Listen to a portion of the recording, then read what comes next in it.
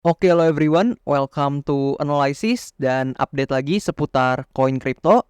Dan di video kali ini teman-teman, di sini saya akan coba untuk bahas kembali nih terkait price action seputar Bitcoin ya.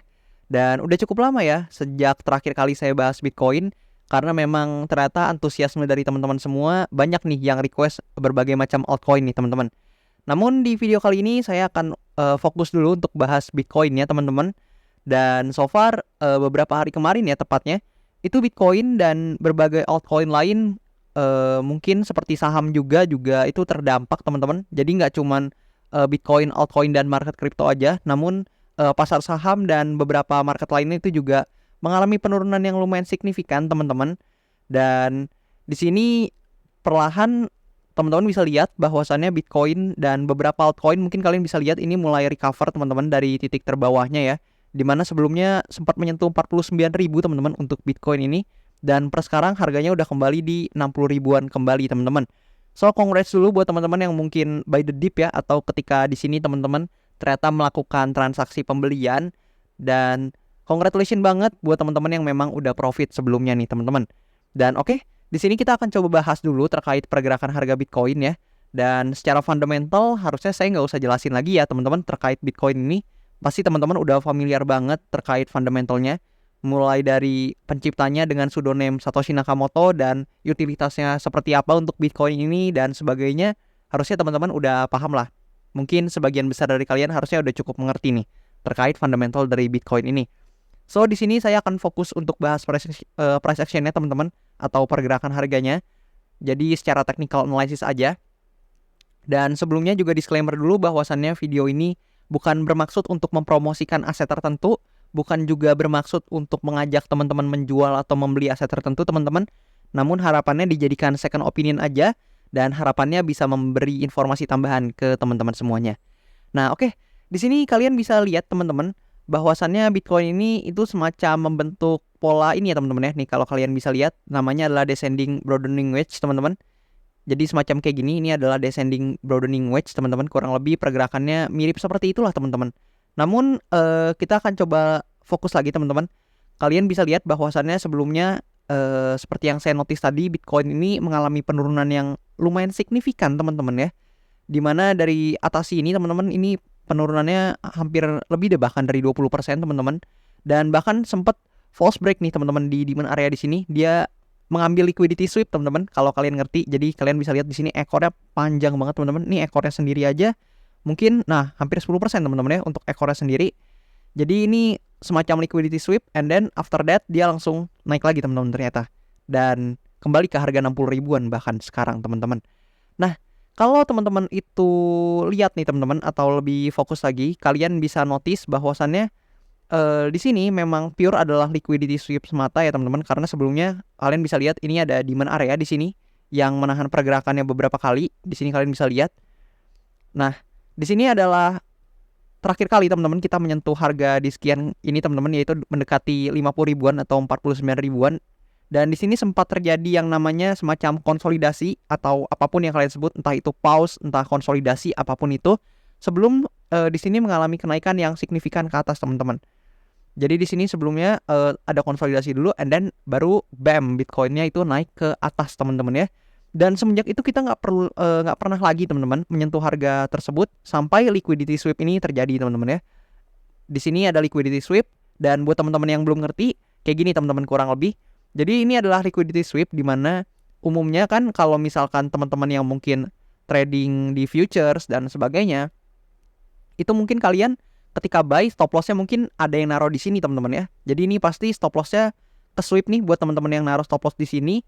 And then ketika stop lossnya udah ke sweep, itu ternyata harganya langsung bounce back teman-teman dan kembali ke atas. Dan kalau teman-teman lihat di time frame yang lebih kecil juga teman-teman, mungkin kita coba zoom in ya ke time frame yang lebih kecil di 1 jam nih. Kalian bisa lihat bahwasannya ini Bitcoin setelah dari sini teman-teman, dia nggak pernah lagi kembali ke sini teman-teman. Tapi we never know ya, bisa aja memang ternyata ada tekanan jual lagi, mungkin disebabkan oleh geopolitical tension, mungkin yang lainnya. Kita nggak pernah tahu teman-teman kalau ada event-event seperti itu, karena itu di luar kontrol kita. Namun yang bisa kita kontrol adalah resiko kita tentunya. Jadi buat teman-teman saya ingetin lagi, resikonya dijaga teman-teman. Jangan pernah all in di satu aset tertentu aja. Dan kalaupun mau entry, harapannya teman-teman dijaga juga money manajemennya mungkin dengan split entry dan sebagainya. Nah, kalian bisa lihat di sini di sini ternyata setelah dia berhasil nih, teman-teman bisa lihat di sini semacam ada bullish engulfing ya teman-teman, di mana candle yang ini lebih besar dari candle yang ini semacam dimakan, dan ternyata after that dia bener-bener pullback dan coba untuk naik, meskipun ya teman-teman bisa lihat ya, teman-teman bisa bandingin penurunannya ini lumayan signifikan dan naiknya ini lumayan perlahan teman-teman. Tapi paling enggak teman-teman, paling tidak Bitcoin ini udah berhasil loh teman-teman untuk kalau misalkan kita pindah ini ke time frame daily. Nah, Bitcoin ini udah berhasil loh teman-teman untuk reclaim di demand area yang ini teman-teman ya. Padahal sebelumnya ini Bitcoin ini hampir breakdown ya teman-teman di demand area yang di sini teman-teman. Dan tadinya ini harusnya udah berubah semua nih jadi supply dan ternyata di sini false break, ada liquidity sweep, and then dia langsung recover teman-teman.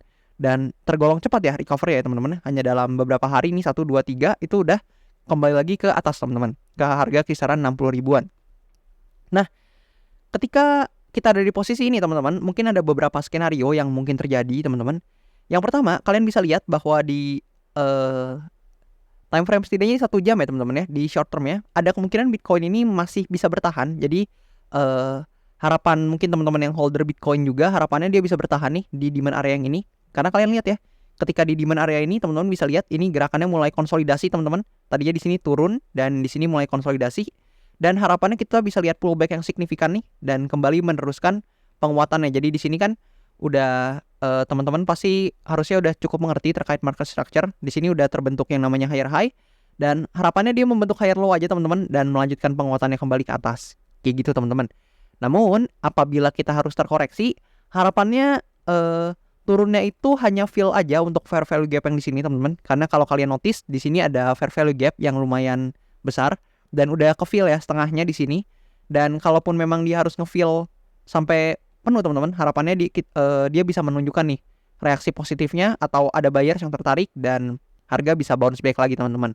Namun apabila ternyata dia terbreakdown nih dari demand area di sini teman-teman, dan ternyata fair value gapnya ini terisi, namun hanya testing lagi ke di sini teman-teman di supply areanya, karena kalau memang ini terbreakdown maka demand areanya akan berubah menjadi supply area, dan kita akan coba lihat kalau yang seperti ini yang terjadi, kita akan bisa melihat mungkin potensi Bitcoin akan kembali terkoreksi lagi ke bawah teman-teman.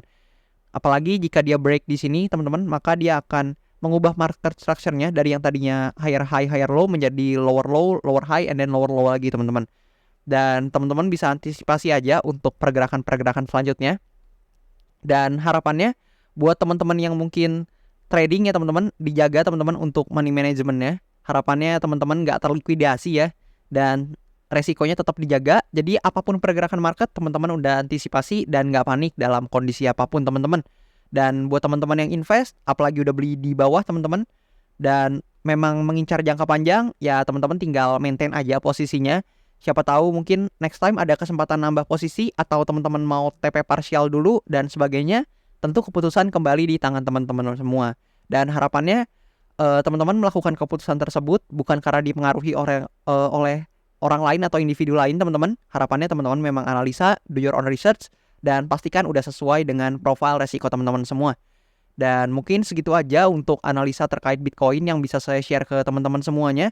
Dan ini bagusnya Bitcoin udah mulai recover ya teman-teman. Ternyata nggak melanjutkan penurunan yang lebih parah mungkin ke harga 40 ribu dan sebagainya. Namun tentunya sekali lagi saya ingatkan, nggak ada yang tahu teman-teman. Kita nggak tahu ada event-event apa ke depannya. Mungkin nanti di September ya, mungkin ada The Fed kalau misalkan ternyata dia pangkas suku bunga dan menunjukkan ternyata inflasi di US memang sudah turun ke angka yang diharapkan gitu teman-teman. Mungkin aja dia akan memicu harga aset beresiko seperti Bitcoin dan market crypto ini untuk naik. Namun mungkin aja kalau di next time ada geopolitical tension lagi, ada perang-perang yang nggak kita harapkan lagi, itu bisa memicu koreksi lebih dalam dari aset-aset seperti Bitcoin dan kripto lainnya teman-teman. Jadi teman-teman pastikan jaga selalu resikonya, dan thank you banget buat teman-teman semua yang udah nonton, and I'll see you teman-teman in the next video.